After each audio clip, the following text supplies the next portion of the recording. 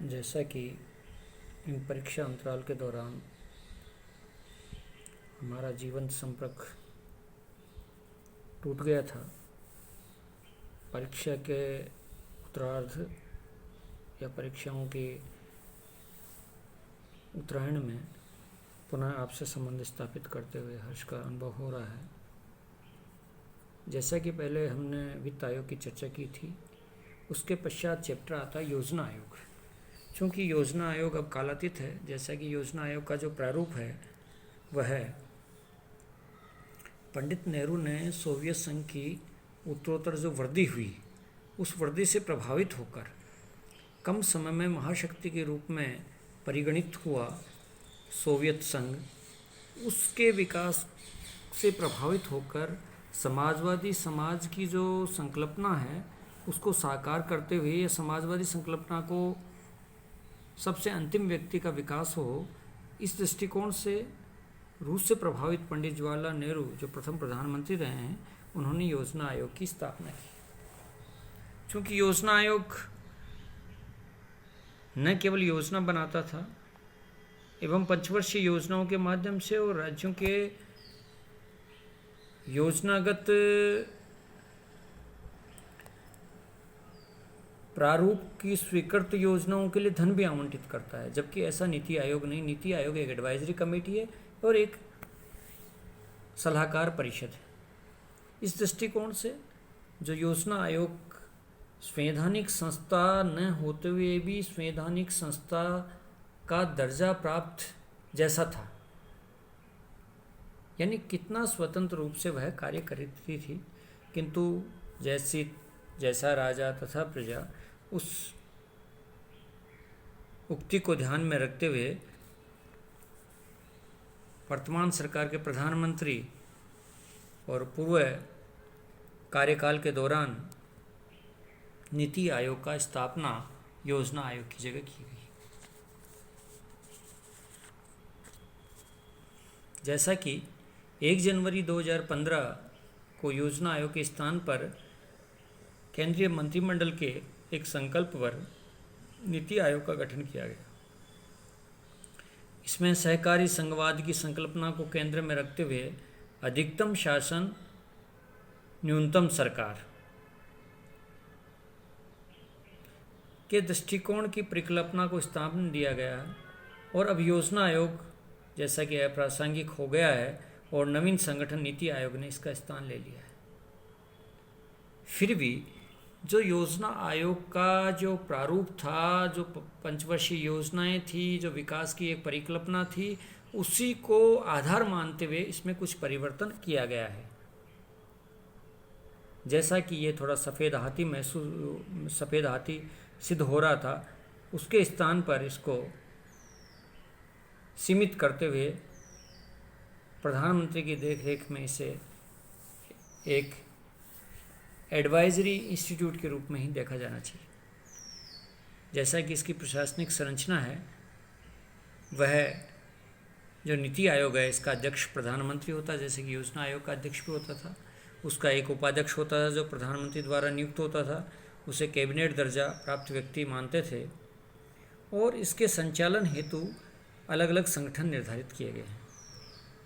संचालन परिषद, इसमें राज्य के मुख्यमंत्री, केंद्र शासित प्रदेशों के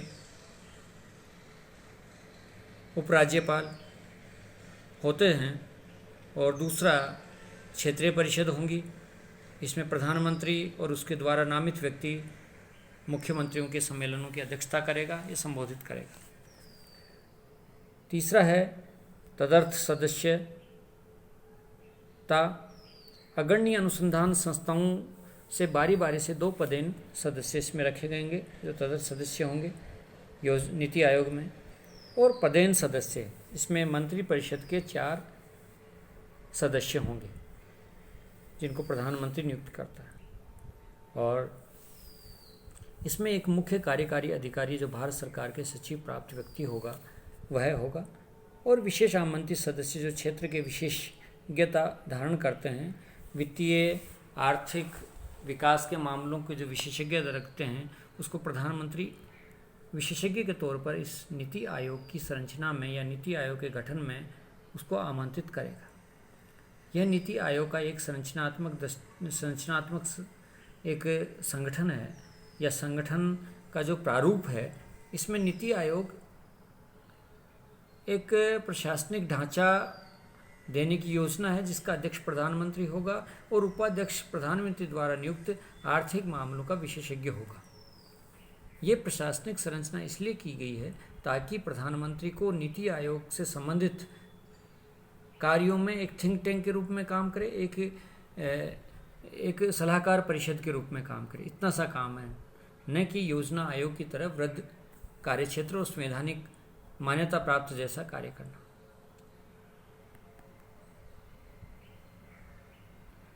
अगला है, नीति आयोग के 2 प्रमुख हब बनाए गए हैं। इसमें है पहला टीम इंडिया हब। इसमें राज्यों के और केंद्र के मध्य इंटरफेस का कार्य करना है, यानी केंद्र और राज्यों के मध्य जो नीतिगत योजनाएं बनेंगी, जो विकास के जो चरण निर्धारित किए जाएंगे, ये टीम इंडिया जो हब है केंद्र और राज्यों के मध्य इंटरफेस का कार्य करेगा। दूसरा है ज्ञान और नवोन्मेष hub, knowledge and innovation hub. NITI Aayog के थिंक टैंक की भांति ये कार्य करेगा।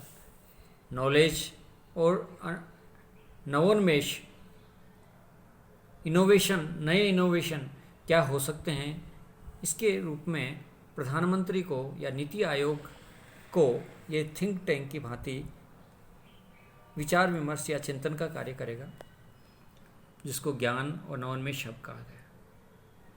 दूसरा, नीति आयोग ने 3 विलेख जारी किए हैं, जिसमें 3 वर्षीय कार्य एजेंडा, 7 वर्षीय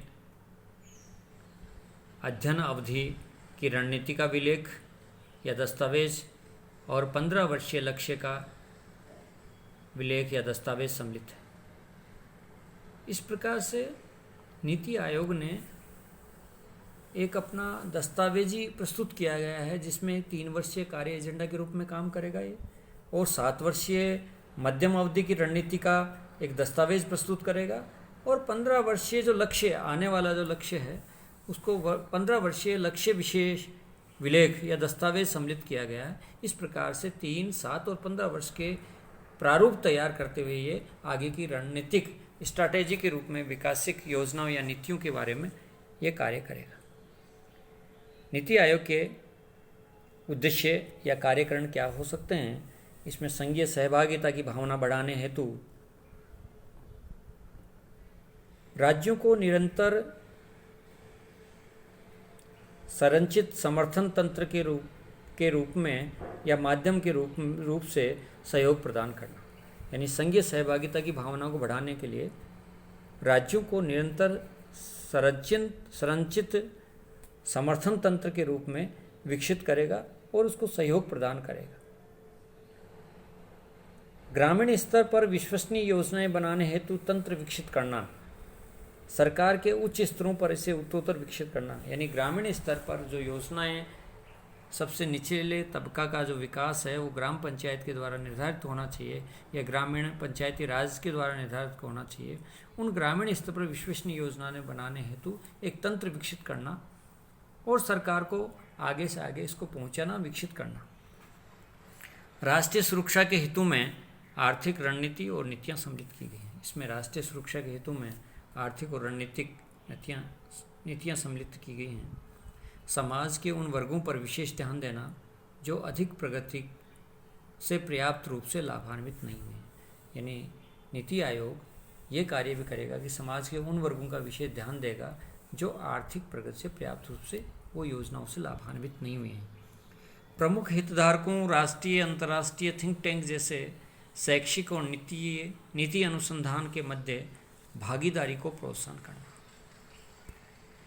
यानी शैक्षिक और नीति अनुसंधान के मध्य भागीदारी को प्रोत्साहन करना, ये नीति आयोग का कार्य रहेगा। राष्ट्रीय और अंतर्राष्ट्रीय विशेषज्ञों और चिकित्सकों तथा अन्य भागीदारी के सहयोग से ज्ञान, नवाचार, उद्यमशीलता की सहायता प्रणाली विकसित करना या बनाना, यानी राष्ट्रीय और अंतर्राष्ट्रीय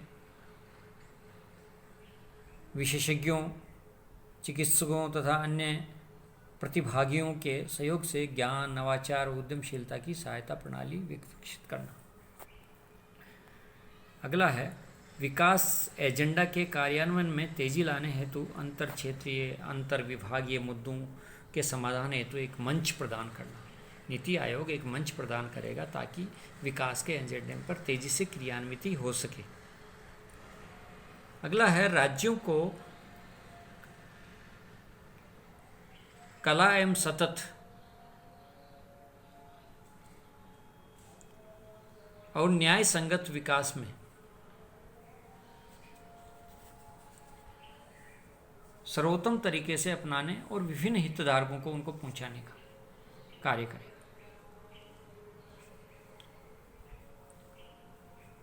इस प्रकार से योजना आयोग के प्रमुख कार्य हुआ और हम आगे चर्चा करते हैं कि नीति आयोग और योजना आयोग में प्रमुख क्या अंतर रहे हैं जिससे कि नीति आयोग का गठन किया गया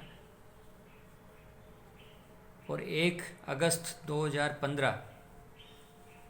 1 जनवरी 2015 को योजना आयोग के स्थान पर नीति आयोग का गठन किया गया। नीति आयोग में प्रमुख अंतर क्या हो सकते हैं? पहला अंतर है ये एक सलाहकार थिंक टैंक के रूप में कार्य करेगी, यानी सलाहकार परिषद के रूप में काम करेगी, एक सलाहकार थिंक टैंक के रूप में काम करेगी। जबकि योजना आयोग इसने एक संवैधानिक निकाय के रूप में कार्य किया था, जबकि इससे संवैधानिक दर्जा प्राप्त नहीं था, किंतु स्वतंत्र और स्वायत्त रूप से इसने कार्य किया था।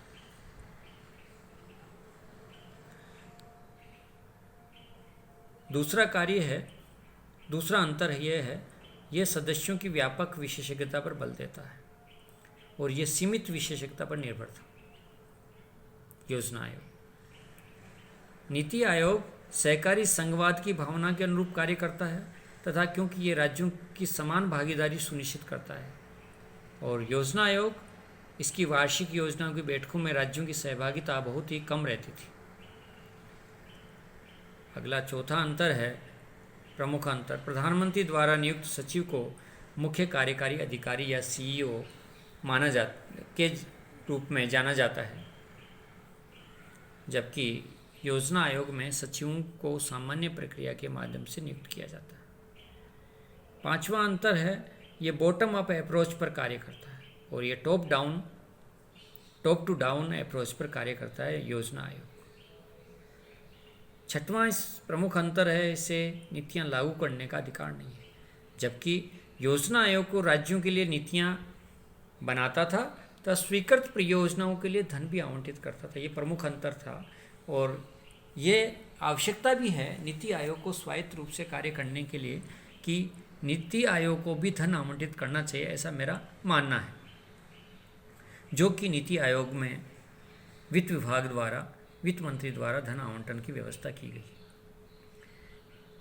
अगला है इसे धन आवंटित करने की शक्ति नहीं है जो वित्त मंत्री में निहित है। जैसा कि इसमें एक कमी है, स्वायत्त रूप से ठीक से काम नहीं कर सकता, इसलिए इसे धन आवंटित करने की शक्ति नहीं है, जबकि पूर्ववर्ती योजना आयोग में इसे अधिकार था। जैसा कि इसे मंत्रालयों और राज्यों की सरकारों को धन आवंटित करने की शक्ति प्राप्त थी। जैसा कि विभिन्न मंत्रालय और राज्य की सरकारें हैं, उनको ये धन आवंटित भी करता था उन स्वीकृत परियोजनाओं में। योजना का विकेंद्रीकरण है, किंतु पंचवर्षीय योजनाओं के भीतर जो नीति आयोग है वह परंपरागत नौकरशाही के स्थान पर विशेषज्ञता और प्रदर्शन के आधार पर जिम्मेदारी तय करता है। नीति आयोग समय के साथ परिवर्तन के एक अभिकर्ता के रूप में उभर सकता है और सार्वजनिक सेवाओं की बेहतर डिलीवरी करने और उसमें सुधार के एजेंडे में योगदान दे सकता है। नीति आयोग देश में कुशल, पारदर्शी, नवीन और जवाबदेह शासन प्रणाली का प्रतिनिधि बनने की क्षमता रखता है।